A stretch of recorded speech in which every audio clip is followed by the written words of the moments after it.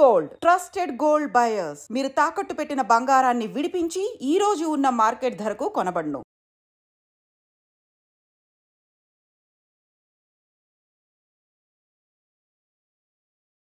Operation Sindoor చేపట్టిందే actually Pahalgam దాడి జరిగింది కాబట్టి అమాయకులైనటువంటి టూరిస్టులుగా వెళ్ళినటువంటి 26 మంది చనిపోయిన తర్వాత ఇక దేశం ఊరుకోలేదు. నిజంగా ఒక రకంగా కేంద్రం అయితే ఇంకా లాభం లేదు, ఉగ్రవాదాన్ని రూపు మాపాల్సిందే అని డిసైడ్ అయింది కాబట్టే మొన్న మనం ఆపరేషన్ సింధూర్ మనం టేకప్ చేశాం.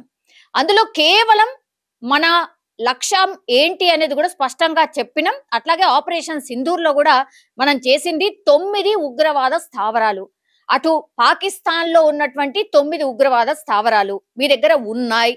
మీరు చర్యలు తీసుకుంటారా, వాళ్ళని అప్పగిస్తారా, లేకపోతే మమ్మల్ని చర్యలు తీసుకోమంటారా? ఇది స్పష్టంగా అడిగినప్పటికీ కూడా పాకిస్తాన్ నుంచి నో సౌండ్. దీంతో ఇంకా గట్టి సౌండే వినిపించాలి అనే కదా చేపట్టింది ఆపరేషన్ సింధూర్. కేవలం 9 అంటే 9 ఉగ్ర స్థావరాలని టార్గెట్ చేసుకొని దాదాపుగా 100 మంది ఉగ్రవాదులు హతమైనట్టుగా మనకున్నటువంటి సమాచారం. ఓకే, పాకిస్తాన్ ఒప్పుకోదు, ఉగ్రవాదులు చనిపోయారు, అదంతా ఏమి ఒప్పుకోదు.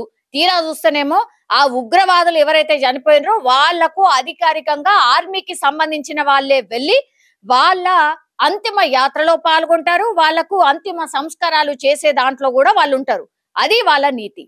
అది పక్కన పెడదాం. ఇప్పుడు మన ఇండియా ఎప్పటి నుంచైతే ఈ దాడి జరిగిందో క్లియర్ గా చెప్పింది, ఇంకా ఉగ్రవాదం అనే పదం వినిపించద్దు, ఉగ్రవాదులు అనే వాళ్ళు ఉండద్దు. అంటే లాస్ట్ ఉగ్రవాది వరకు కూడా మన చర్యలు అట్లాగే ఉంటాయి. అందులో భాగంగానే షోపియాన్ లో ఈ రోజు జమ్మూ కాశ్మీర్ లో ఉన్నటువంటి షోపియాన్ లో పూర్తిగా 4 ఉగ్రవాదులు ఉన్నటువంటి సమాచారం అందింది. దీంతో 10 గంటల ప్రాంతంలోనే మన సైనికులు, జమ్మూ కాశ్మీర్ పోలీసులు సైనికులు అట్లాగే ఆర్మీకి సంబంధించిన వివిధ విభాగాలకు సంబంధించిన వాళ్ళందరూ కూడా ఒకేసారి ఆ ప్రాంతాన్ని చుట్టుముట్టడం, అట్లాగే ఈ ఉగ్రవాదులు ఉన్నారు, ఉగ్రవాదం వైపు వీళ్ళు పూర్తిగా ప్రయత్నాలు సాగిస్తున్నారు అన్న పూర్తి ఇన్ఫర్మేషన్ తోని రంగంలోకి దిగినటువంటి పరిస్థితి. అయితే అందులో వీళ్ళు ఎన్కౌంటర్ చేశారు. అట్లాగే అక్కడి నుంచి కూడా ప్రతి దాడిగా వాళ్ళు కూడా కాల్పులు ప్రారంభించినప్పటికీ కూడా అందులో మన జవాన్లకైతే ఏమీ కాలేదు. బట్ అందులో ఒక ఉగ్రవాది హతమైనటువంటి పరిస్థితి. ఆయన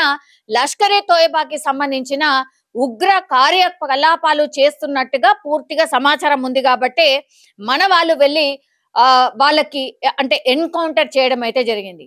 ఒక ఉగ్రవాది చనిపోయిండు, మిగతా 3 చాకచక్యంగా ఇంకా కూడా తప్పించుకున్నటువంటి పరిస్థితి. మనకు తెలుసు ఇంకా కూడా జమ్మూ కాశ్మీర్ లో ఇట్లాంటి ఉగ్రవాదులు ఉన్నారు. అట్లాగే మొన్న పహల్గామ్ దాడి చేసినటువంటి ఉగ్రవాదుల జాడ ఇంకా కూడా వెలువలే. ఎన్ఐఏ అధికారులు అట్లాగే స్థానికంగా ఉన్నటువంటి ఆర్మీ కావచ్చు, మిగతా అందరూ కూడా ఇప్పుడు సర్చ్ ఆపరేషన్స్ కొనసాగిస్తున్నారు. ఎట్లా అంటే ఇప్పుడు ప్రతి హౌస్ కి వెళ్ళి ప్రతి ప్రాంతానికి వెళ్ళి సర్చ్ చేస్తున్నారు.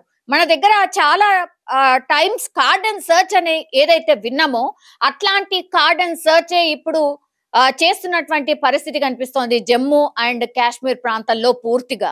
ఎందుకంటే ఇవన్నీ కూడా సెన్సిటివ్ ప్రాంతాలు, ఇక్కడే ఎల్ఓసి కూడా ఉంది కాబట్టి సెన్సిటివ్ ప్రాంతం కాబట్టి ఇంకా లోపల ఉగ్రవాదులు ఉన్నారు అనేది సుస్పష్టం. అందులో అనుమానం అయితే ఏమీ లేదు. ఇంకోవైపు ఏమో బయట అంటే పాకిస్తాన్ వైపు నుంచి కూడా ఇప్పుడు ఉగ్రవాదులు మేబీ లోపలికి ఎంటర్ అయ్యే అవకాశం ఉంది. ఇంకోవైపు ఏమో మనకు తెలుసు వాళ్ళు కాల్పుల విరమణ ఒప్పందాన్ని పూర్తిగా పక్కన పెట్టేసినట్టే కనిపిస్తోంది. అంటే నీతి నిజాయితీ లేని దేశం కాబట్టి అట్లాగే ఉంటది, సీజ్ ఫైర్ అని చెప్తూ ఉంటది కానీ చెయ్యదు. ఎందుకంటే నిన్న ప్రధాని మోడీ వార్నింగ్ ఇచ్చిన తర్వాత కూడా మళ్ళా నిన్న డ్రోన్లు ఎగిరేసిండ్రు. నిన్న కూడా బ్లాక్అవుట్ అయింది కొన్ని ప్రాంతాల్లో. అంటే అర్థం చేసుకోవచ్చు, కుక్కతోక వంకర అంటారు కదా, నిజంగా అదే. పాకిస్తాన్ నిజంగా అసలు సెన్స్లెస్ దేశం అన్నా కూడా పెద్ద ఇబ్బంది ఏమి ఉండదేమో, అట్లాంటి దేశమే అది. వార్నింగ్ ఇచ్చినా వినరు. ఆపరేషన్ సింధూర్ కొనసాగుతుంది. ఇది ఆపరేషన్ 1 2 కాదు, ఉగ్రవాదం అంతమయ్యే వరకు ఈ ఆపరేషన్ కొనసాగుతుందని స్పష్టంగా చెప్పిండు. అయినా సరే వాళ్ళ బుద్ధి ఏమాత్రం మార్చుకోలేదు.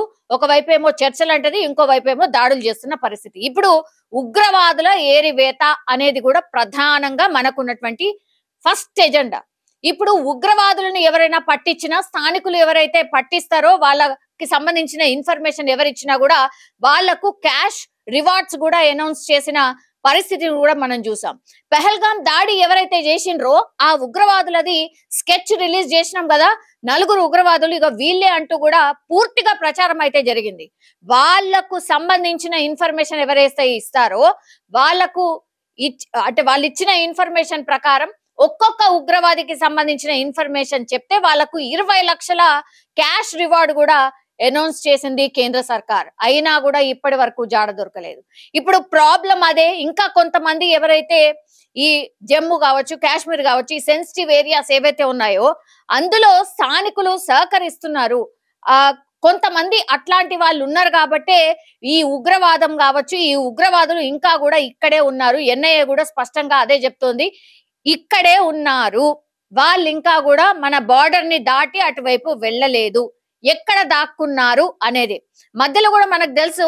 ఒక అటవీ ప్రాంతంలో ఒక స్థానికుడి మీద అనుమానం వచ్చి పూర్తి స్థాయిలో మన ఆర్మీకి సంబంధించిన వాళ్ళు అందరు కూడా ఈ ఉగ్రవాదులకు సంబంధించి వాళ్ళకు షెల్టర్ ఇచ్చిండు, ఫుడ్ సప్లై చేస్తుండు, వాళ్ళ రిక్వైర్మెంట్స్ ఏవైతే ఉన్నాయో అవన్నిటిని కూడా ఈ పర్సన్ తీసుకెళ్లి ఇస్తున్నాడు అన్న పక్కా ఇన్ఫర్మేషన్ తో ఆ పర్సన్ ని అరెస్ట్ చేసిండ్రు. అట్లాగే నువ్వెక్కడ వీళ్లకు సప్లై చేస్తున్నావు ఏంటి అనే ఇన్ఫర్మేషన్, ఎక్కడ నువ్వు వాళ్ళకి ఇవన్నీ ఇస్తున్నావని చెప్తే ఒక అటవీకి సంబంధించిన దాంట్లో వాళ్ళు ఉన్నారు, వాళ్ళకి నేను వెళ్ళి ఇస్తున్నాను అని చెప్పడం జరిగింది. సో వెంటనే అప్రమత్తమై ఆ పర్సన్ ఎవరైతే చెప్పిండ్రో అతన్ని తీసుకెళ్లి ఎక్కడైతే ఈ అడవి ఉందో ఈ అడవిలో ఎక్కడైతే సప్లై చేస్తున్నాడో అక్కడికి దగ్గరలో ఉన్నటువంటి క్రమంలోనే ఒక డీప్ నది ఒకటి ప్రవహిస్తుంది అక్కడ, అందులోకి దూకేసిన పరిస్థితి. సో ఆ దూకినటువంటి విజువల్ కూడా చాలా వైరల్ గా మారిపోయింది. అతను దూకేశాడు, మరి మన ఆర్మీ ఏం చేస్తుంది, అసలు ఏంటి అనేది కూడా విమర్శలు వచ్చినాయి. అట్లెట్లా వదిలేస్తారు, ఆయనను కట్టేయాలి కదా, అది కదా అని.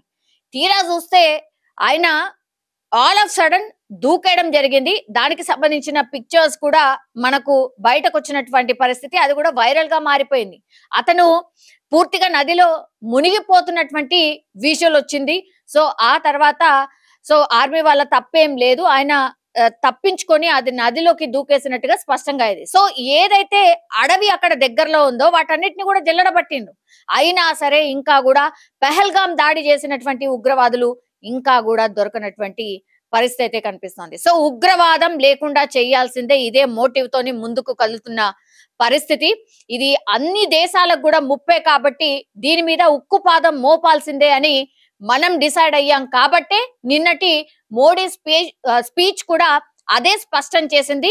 ఈ రోజు ఆపరేషన్ కి సంబంధించి, ఉగ్రవాదుల వేటకు సంబంధించి మనము ఎప్పుడైతే పూర్తిగా గ్రౌండ్ లెవెల్లో ఇన్ఫర్మేషన్ సేకరించి దాడి చేసే క్రమంలో ఒక్క ఉగ్రవాది మాత్రమే హతమైండు, ఇంకా 3 అయితే తప్పించుకున్నటువంటి పరిస్థితి అయితే కనిపిస్తోంది. చూడాలి, ఈ ఉగ్రవేట మాత్రం ఆగేది లేదు, ఇది కంటిన్యూషన్ ప్రాసెస్ లాగానే ఉండే పరిస్థితి ఉంటుంది.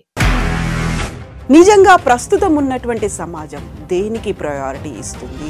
ఆర్థిక సంబంధాల చుట్టూ మాత్రమే తిరుగుతుంది. మళ్ళీ ఎన్నికలంగానే చాలా విరక్తి కలుగుతాం. మంచి అనిపిస్తుంది కదా, లేడీస్ కూడా ఛాలెంజింగ్ జాబ్స్ చేసినప్పుడు చాలా బాగుంటది. ట్రాఫిక్ అసిస్టెంట్స్ గా నియమించిన ట్రాన్స్జెండర్స్ అందరితో సాల్యూట్ చేయించుకుంటున్నారు. ఫుడ్ డెలివరీ ఇవ్వటానికి వెళ్ళినటువంటి డెలివరీ బాయ్ అనిల్ పై కళ్ళ ముందు పెళ్ళండి కొట్టి